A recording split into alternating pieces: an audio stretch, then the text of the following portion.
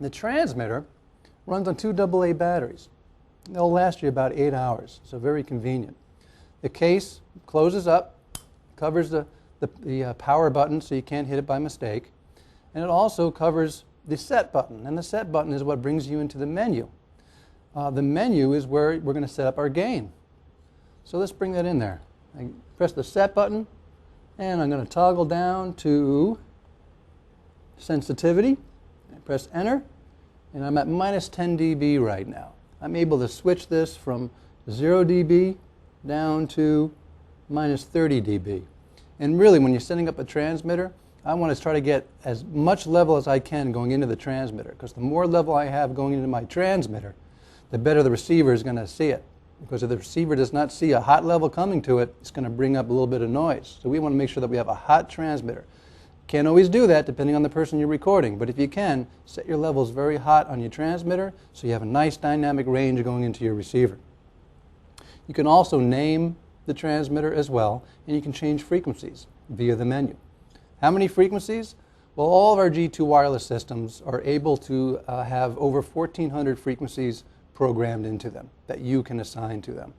And that's over a 36 megahertz wide bandwidth.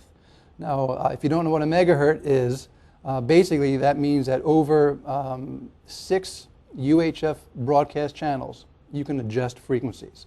That gives you a lot of latitude to set up a frequency that's not going to be interfered with, especially if you're traveling around from city to city doing a tour.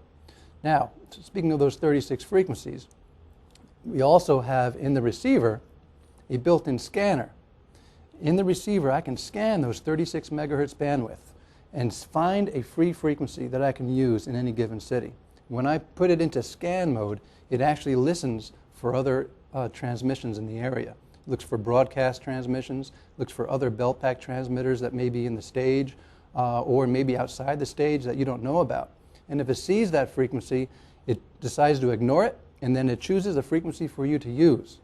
And then at that point, you go into your transmitter and you set up the correct frequency, and now you're ready to go, knowing that you're not going to have interference from anything else. RF intermodulation, which means when you have a lot of frequencies in the air, they create intermodulation, which creates other frequencies. Our RF receivers are extremely rejective of intermodulation. So if they are on a frequency, they will be able to isolate itself and only look at that one transmitted signal coming into the receiver. Also on the transmitter, while I'm holding it in my hand, let's take a look at the antenna. I remember when these first came out, and I saw them come out, and I said, wait a minute, it's not a detachable antenna. What if something breaks? What if the antenna breaks? How are we going to be able to swap it out? But I have to say that I have never seen this antenna break in all the years that I've been using it. And this transmitter here, I've been doing this to for a very, very long time, and it still works. So very robust antenna is what I'm trying to say.